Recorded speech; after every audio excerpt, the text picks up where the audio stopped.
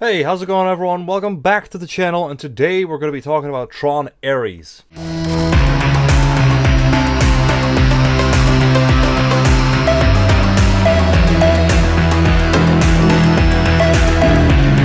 Tron Ares just came out a few days ago. I went to go see it in an IMAX theater last Wednesday, and I'd like to share my thoughts on it because I was planning on doing a review, and well, it's happening.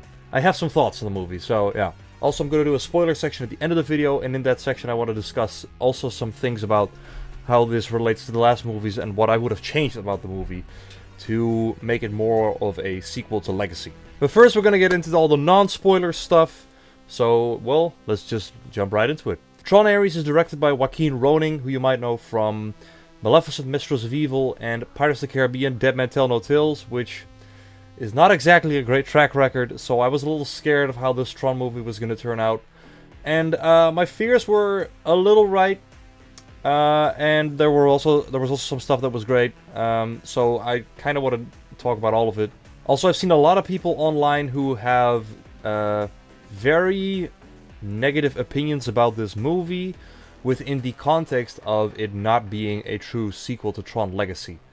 I don't really understand it, because it just isn't, and people are kind of reviewing it for what it isn't instead of reviewing it for what it is.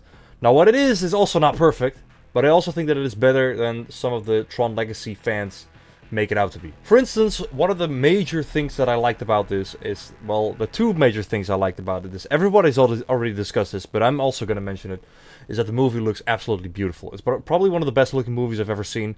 I didn't think it could look much better than Legacy, but here we are. There are like practical light cycles, because in the previous movie they were all digital and they look fantastic. A lot of scenes in the grid, though there aren't like too many, they're absolutely stunning. It's just an absolutely gorgeous looking movie, and I think that's one of the major reasons why I think it's worth going out to see it in theaters, because a theater screen, and especially an IMAX screen, truly does it justice. It's beautiful, absolutely. And the second major thing that everybody's already been talking about is the soundtrack. It's a Nine Inch Nails soundtrack. I absolutely love Nine Inch Nails. I saw them for the first time this year. They were amazing. They're very distinct musicians. They make very weird stuff, but it's very cool.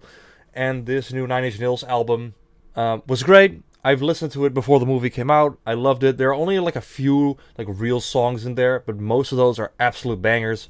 And hearing that within the context of the movie after hearing the soundtrack is kind of weird, but I absolutely loved it. It is a lot darker than the Daft Punk soundtrack, and I like that because the tone of the movie was also a lot darker than it was in Legacy. So yeah, it really fits. It's really has a kind of 80s vibe to it as well. It's just, I think Nine Inch Nails did a bang-up job on this soundtrack, and again, that mixed with the visuals is reason enough to go see it, in my opinion. Now those are the two major like plus points. I think everybody's been talking about it. Even the people that are like really critical of the movie have said that this kind of stuff was great. But there's also a lot of bad stuff. It is a movie with high highs and low lows. It's one of those movies. And while I did have a good time, like I said, there is a lot of negative. For instance, in some of the earlier moments of the movie asks a lot of questions about kind of what it means to be human, and about loss, and about the dangers of AI. Of course, it's a big one. And it gets you very interested through those questions, and then it never really pays off. At the end, some questions are kind of answered, but they're kind of answered through some throwaway lines. So it's also kind of easy to miss. And it kind of opens its mouth in a big way, and then never really says anything. So that was one of the major problems I had with it. The other one was that some of the characters were just very forgettable and boring. I think the fact that Jared Leto played this AI and was kind of supposed to be a little emotionless helped him a lot in this scenario, because I didn't think his acting was bad. I think he was pretty good in the role. But like I said, he was this AI character that was supposed to be a little emotionless. And like I said, he did a fine job with that. One of the other characters that wasn't that great, however, was the main character, the new CEO of Encom, which was played by Greta Lee. I think her name was Eve Kim. She is the other major character next to Jared Leto, and there's one more that I'll get into. She was boring. She was forgettable. She wasn't written very well. There was this whole arc with with her sister that she lost earlier in life, and it never really gets you. so that's not done very well. Then there's also there's a comic relief character who's constantly with Eve Kim, and there's this CFO of Encom, which is also a character that you see only a few moments, but he's supposed to be pretty big. And I felt like you could have combined these characters into one, and it would have made for a better character. Because now you have two boring characters, which I guess having one boring character is better than two. Then switching over from the Encom side to the Dillinger side, you have Evan Peters, who plays Julian Dillinger, which was, I guess, one of the more fun characters in the movie. He was very cartoony in how evil he was, but it was great. And at the end of the movie, he even realizes that he went too far. And I think his character was probably the most enjoyable in the movie. So yeah, but still not exactly like a great villain. I think the previous movie had Clue, which was better.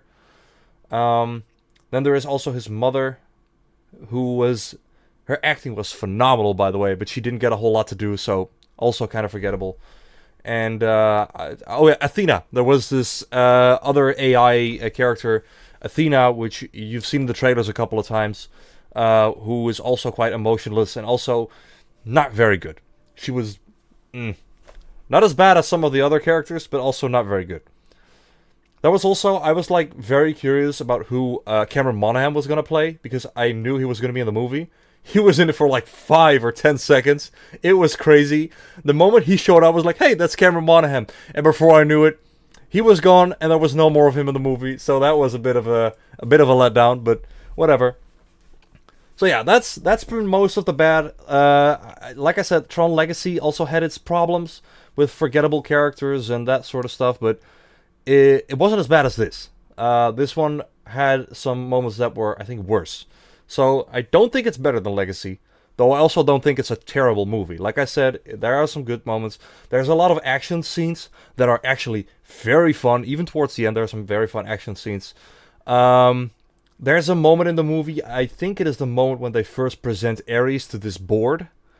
Up until the moment when you see Greta Lee and Jared Leto in the Dillinger Grid, which I thought was actually really good. That's when the movie started asking questions that were eventually left unanswered, but whatever. That was when the movie kind of pulled you in. And it was cool, there was a lot of action, it was beautiful. And like I said, after they leave the Dillinger Grid, the movie kind of falls apart. That's when a lot of the flaws start really shining through. So, that was a bit disappointing. Also, one of my favorite scenes in the movie, however, was the light cycle scene that you saw in the trailers. It's actually a pretty long scene in the movie. It was awesome. That was great. I love that. But it never really lives up to that moment, in my opinion. Also, there wasn't a lot of grid in here, which is also a little disappointing. But the moments that were there were cool looking, but there wasn't a lot of it. So that's kind of my thoughts on the movie without getting into spoilers. So I'm going to give you a little bit of time. I'm going to talk a little slow, and then we're going to go into the spoilers of the movie. Or if you maybe don't even really want to go see the movie, then I guess stick around. So like I said about the forgettable characters, I think they could have solved a massive issue in this by replacing the new characters with some of the old ones. I think Eve Kim should have just been played by Gareth Hedlund. I think Quora could have been in the story somewhere. The CFO and the comic relief character could have been one character, and that could have been Alan Bradley, in my opinion. I think you could have had Julian Dillinger's father just be Ed Dillinger Jr., who Cillian Murphy played in the last movie. I think it would have solved a big issue for a lot of people who were angry that this wasn't a Tron Legacy sequel. And I think you also wouldn't have to do that much more setup for these new characters, considering you already knew them. Now, like I said, these characters weren't perfect, but they were better than the characters we have in this movie. Also, by making all these side characters returning characters, you could have solved the issue of, okay, it is also a sequel, but it is also a new story because it focuses around new major characters, while having other characters return on the sidelines. I think that actually could have solved a major issue in this movie. But, yeah, whatever. They didn't go for that. They went for new characters that weren't all that great. Like I said, I did have a good time. But it was also a little disappointing here and there. So the biggest spoiler stuff that I think I can talk about is the retro grid that you see in the movie the moment Jeff Bridges shows up. Which was, in a certain way, very cool. And in another way, it was kind of trying to hold on to the past all of a sudden, because the whole movie wasn't about that, it was about new characters. And all of a sudden, the movie tried so hard to hold on to the past to kind of pull you back in. And it didn't really work, though I like the way that the old grid looks in the new movie. That's kind of cool. Jeff Bridges' cameo was a little underwhelming, to be fair. But it was still cool to see him out there. He was still the hippie tech guru that he was in Legacy. And other than that, there was a tease for the future, which was interesting. And I think if this movie does well, which I'm guessing it won't, which is very unfortunate. But if the movie does well, I think we are finally going to get the Tron Legacy sequel that a lot of people wanted. Considering that Ares, in the end, is of course now looking for Quora, which is cool because they're both like these computer programs that have come into the real world.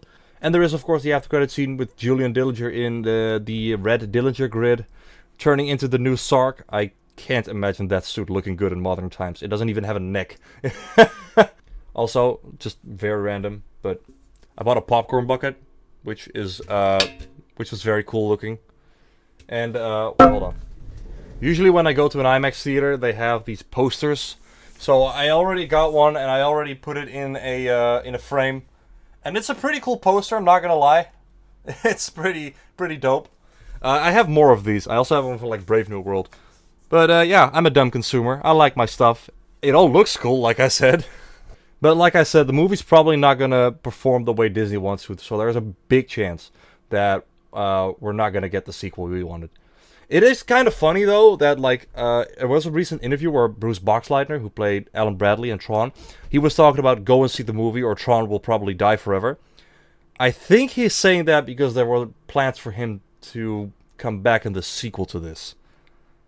Though it was kind of weird because there were like mentions of Kevin Flynn and Sam Flynn and Quora, but none of Alan Bradley, which was weird to me. So there are some of my major thoughts about the movie.